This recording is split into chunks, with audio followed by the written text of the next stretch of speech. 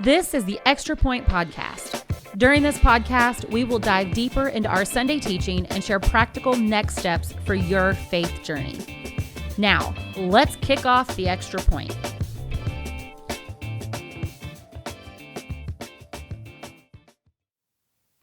Hey, welcome to the Extra Point. I'm Cheryl Ross, the Next Steps and Discipleship pastor here at Southridge Church, and I'm with Aleigha, our intern, who shared from another week in our Rise and Fall series this past Sunday. But before we really dig in, I want to make sure that if you haven't liked or subscribed to this podcast, that you go ahead and do so. That way you don't miss out on any new content. So we have been going through little by little through the book of 1 Samuel, and we are in chapter 19 this past week. And Aleigha, you shared how a strong corner leads to having a strong defense. What is it about that makes it so important? Like, what does a strong defense mean, and how does that help us in this life? So a strong defense, whenever I think of that, I think about just like any attack that comes at us, physical or spiritual, mental, whatever. We got to be able to stand up against that, okay? And sometimes we can't do that by ourselves. Yeah. So we need other people to help us through that. And in having that, you have to have strong people who are going to help you be able to fight against those thoughts that you may get, like negatively, things that come at you in life, hardship, addictions, anything. Like you just need that team of people who are going to be there to fight with you through it. Yeah, absolutely. Yeah. And you shared there's kind of this equation that we need to follow, right? It's having God plus the right people. Yeah. That leads to having that strong corner. Yeah. That will in turn help you have that strong defense. Yeah. And I think it's true. Like you talked about UFC fighting in the beginning, and when we really think about it, I mean, in this life we have, it almost feels like wave after wave after wave of things that just happen, and we get through one thing and then something else happens, or there are those moments where it feels like we're just getting punched over and over and over again, right? Yeah. And I think it's such a good analogy to look at in our lives with that of like, you know, whatever may come, like in life, it's not always like an attack, but sometimes it's just life, and it's hard and it's difficult. Yeah. And having those people that are there for us to encourage us, speak life, all those things that you shared. You kind of gave us some different characteristics and attributes of what a good cornerman is, or the type of people we need to have in our corner that we surround ourselves with. And I think it's important to remember that like our corner is not just our circle. Like, I think when I think of quarter, I think of the people that are really like closer to us at a different level. Yeah. And so sometimes we might get those things confused. It's not the circle, but it's the corner. Like sometimes we want to go to too many people and have too much advice, but we need to go to the right people that are a little bit closer, that we know can actually give us some more like in-depth stuff. And so you shared about how Jonathan, you know, he would defend David. He was loyal. He was favorable. What is it, do you think that for the people in our corner, do you think that everybody has to have each of these things, like all of the things, or do you think that there are some people that maybe have, you know, you go to somebody for specific things within your corner? So I would say it's different for each person. Okay, for me, I have specific people I go to for certain things. I'm going to give you an example. This is also part of this equation. This past week when I was preparing this sermon, it was difficult. I was literally under attack.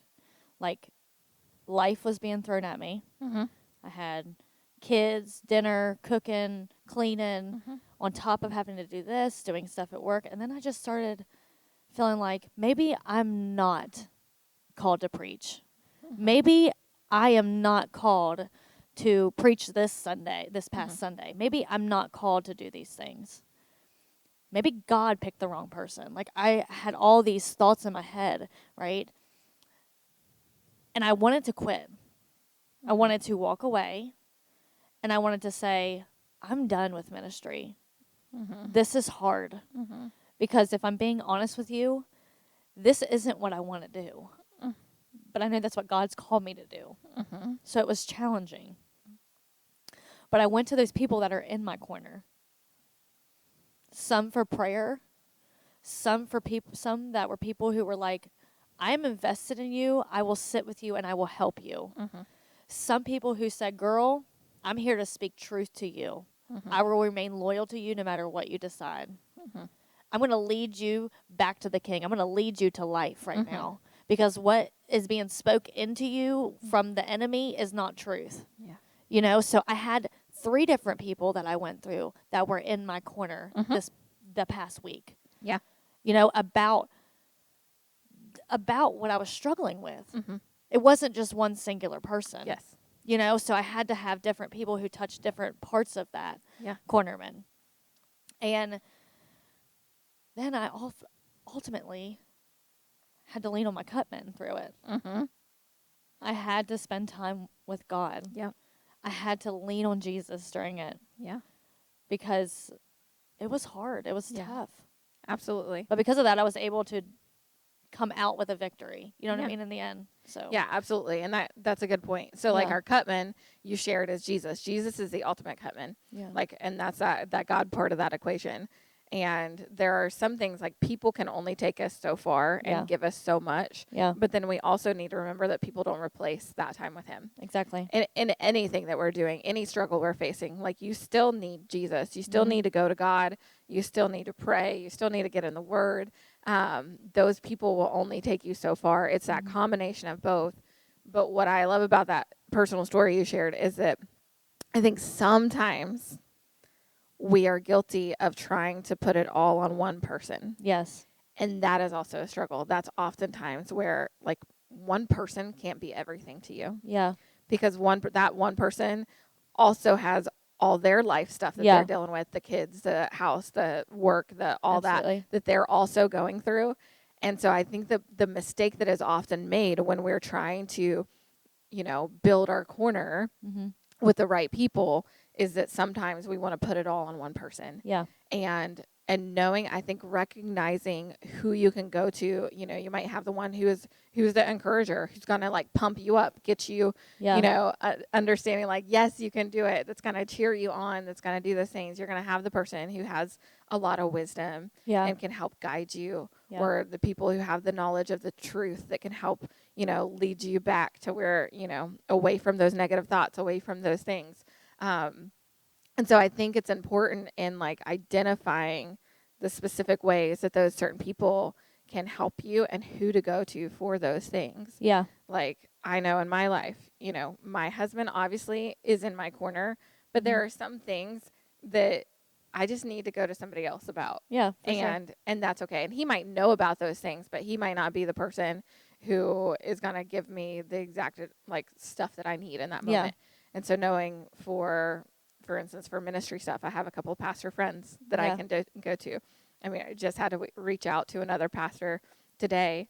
I'm doing a funeral later, and Pastor Scott's usually who I might not go to about something, but he's taking a break. And so I knew that there was somebody else that I could go to that would also be like, yes, you're on the right track, or yes, you know, here's an idea for this. And so I think knowing that it's not just, we said cornerman, but it's not just a cornerman. It's like multiple people that can be in your corner. Yeah. That can help you within that. I love the point how you talked about that our corner doesn't always look the way that we think it should. Yeah. Sometimes it's the people that we least expect. Yep. Sometimes it's not the people that we do expect. Yep.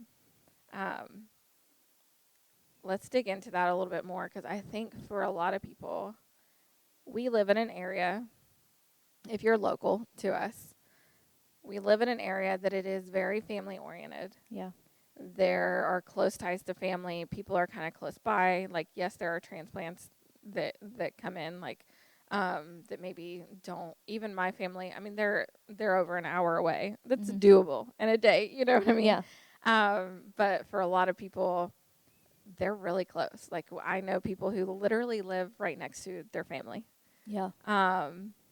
So let's dig in on what it looks like, because I think sometimes, especially in certain areas, it tends to be we want it to be just our family. Yeah. But how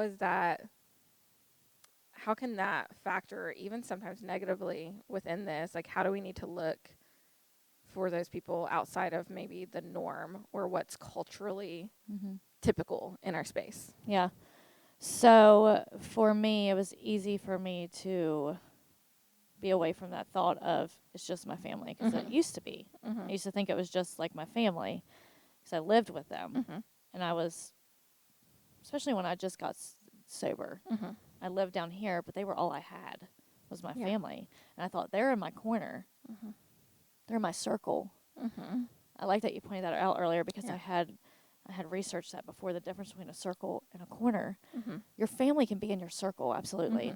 But finding people in your corner is different. Some may be in your family. I'm not saying they're not in your family. Some could be in your family. Some could be your mom, your dad, your brother, your sister.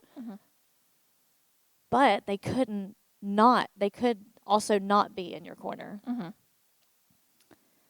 When it comes to me, my family was the ones who would enable me.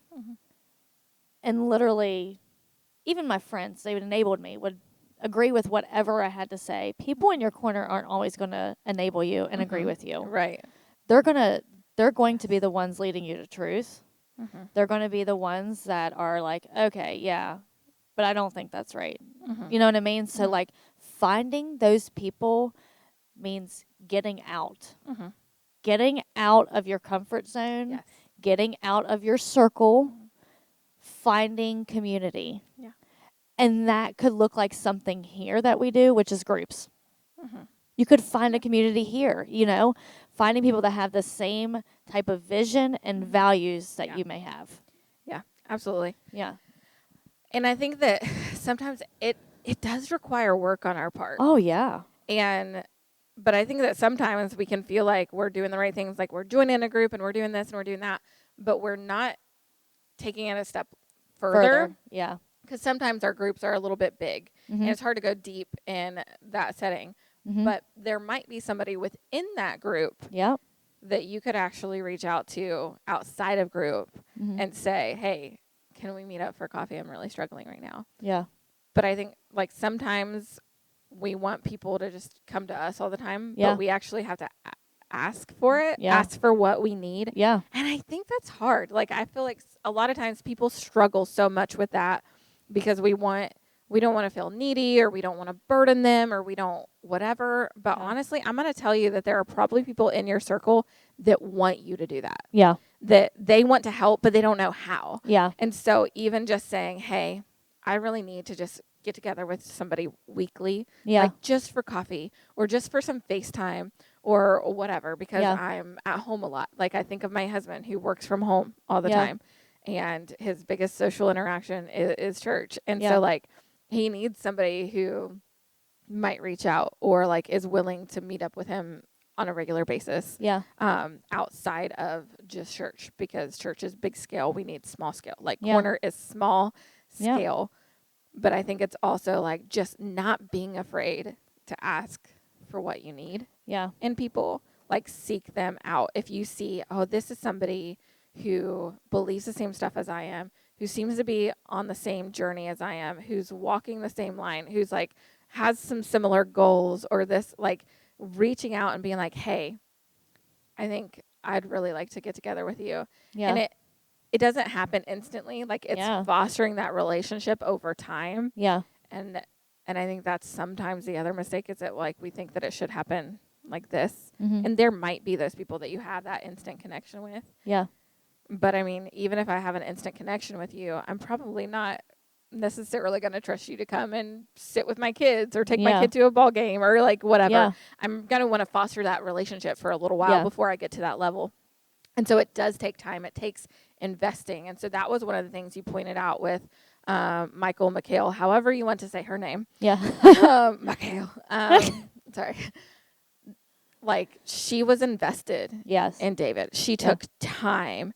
Like, she also was a child of Saul's, the king's, but she was married to David, and she loved him greatly. Yeah. And so in this instance, she came back, she warned him, but she took time to what she did with, you know, making it look like there was somebody in the bed, Yeah.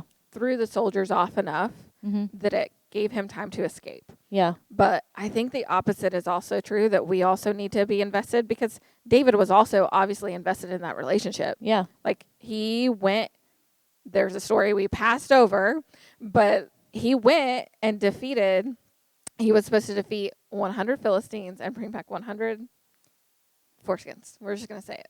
Okay. He brought back 200.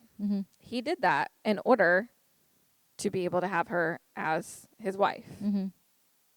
That's big. Yeah. Okay. So he was also invested in the relationship. Yeah. And I think that sometimes we want people to just invest in us, but we have to be invested too. Yeah.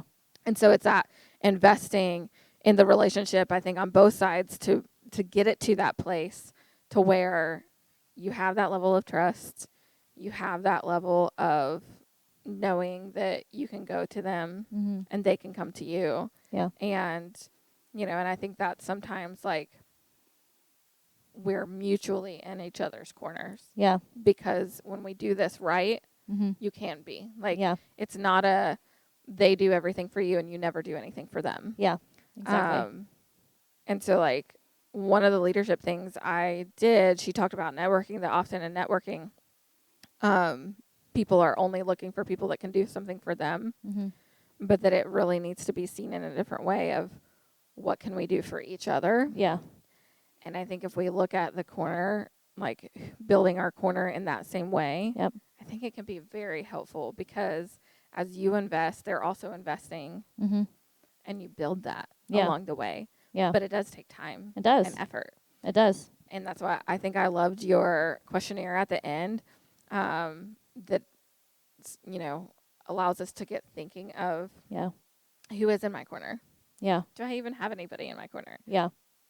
Have I invited Jesus in to my life? Yeah. Who can I be there for as Yeah. well? Yeah. And so some of those names of who is in your corner might also be somebody that you can be in there for. Like, I found it funny. I went to meet with somebody the other day, and I thought, I'm going to go and be there for her and encourage her and all of this. But then I sat there spilling my stuff out too. Yeah. And I realized in that moment, oh, we can be here for each other in this time. Yeah. And so I think remembering that is really key. Yeah. Is there anything else that you would like to add or share that maybe you didn't get to on Sunday? I would just say that for me, the corner, my corner men, mans, women's, women's, you know, whatever. My corner peoples. My corner peoples, I had a relationship with them before they were in my corner. Okay. I don't talk to them every single day. It's like when we get together, we pick up right where we left off. Yeah. It's something we built, but it's not something I have to continue to nurture, because those people are strong and they trust and they believe, and we just have that bond, that friendship. There are people in my circle that aren't in my corner that I have to continue to talk to to keep that friendship. But the people that are in my corner started out in my circle. Yeah. You know what I mean? Like, the people in my that are in my corner now were in my circle first, and now they are like the backbone of my corner. Yeah. So it's like a process. Yeah. It's a process. It is a process. It's a process. And your corner can change over time. Oh, yes. Your corner is going to change over time. Yeah. The more you grow, especially in Christ, your corner will start to transition to people who maybe know God more than you, or know more about Him, have more knowledge or wisdom, or know more about technology if you want to learn how to grow in technology. Like Yes. they will be more advanced than what you are in that aspect. Like, so your corner is constantly changing. Yes.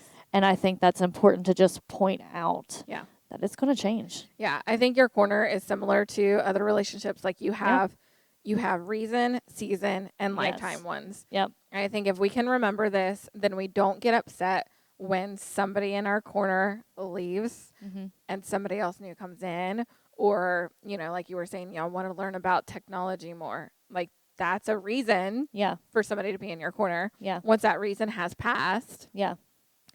then they can move on to being in somebody else's corner. Yeah. You can have somebody else in your corner. It's one of those, like, remembering that it's not all lifetimes. Like your spouse is somebody that's a lifetime in your corner person. For sure. Yeah. Like that's how we should look at it. And I think when we don't look at it like that, we get in trouble. Yeah. But, your spouse is one of those. Jesus is a lifetime, obviously. Yes. Like, and so I think remembering that and realizing that, like one of my people in my corner, she lives in Georgia. Yeah. She's 8.5 hours away from me. Yeah. But she's that person we can pick up. We know we're thinking about each other daily. Yeah. And I think that's, like, I like that you said, I don't talk to them daily. It's because I think when you get to a certain place in your relationship, you can understand that even though we're not talking daily, we're still thinking about them. Yes. We're still praying for them. Yes. And even when I'm not communicating with you in the moment, you are on my mind. Yes, you for are sure. somebody that I'm still rooting for, that I'm still thinking about. I mean, leading up to a fight, trainers train more often than they do in other times. Oh, yeah. Off seasons, they're still thinking, like, look at the football team we partner with here. Like, in the off seasons, they're still working with those football players and trying to build the team and trying to do these things, but they're not working with them as often or as much. Yeah. Right? Yeah. But leading up to the season and then during the season, there's a different level. Yeah. And so remembering that just because they're in your corner doesn't mean that they have to do these things so much. But, like, when you are in the thick of it, they're going to be there for you a little bit more. Yep. And just remembering, and don't get so hurt or so upset because they're not messaging you daily. Yeah. People have lives and things too. Yeah. Like, it doesn't mean that they don't care. Yeah. And so I think that's a really awesome point. So for you today, I would say look at those people in your circle, maybe see who is already within your circle of people that you can invite at a deeper level, that you can maybe invest in a little bit more, to have them be part of your corner and you be part of theirs. But no matter what, remember that you need a strong corner, and that looks like having God and the right people, and that's going to help you to have a strong defense whenever life comes. So work on that, and we're going to be right back here again next week with another episode for you, where we're going to dive deeper into our Sunday sermon and give you some more practical next steps for your faith journey. Thanks for tuning in to The Extra Point. Be sure to subscribe to the Southridge Church podcast and tune in every Wednesday for another episode of The Extra Point.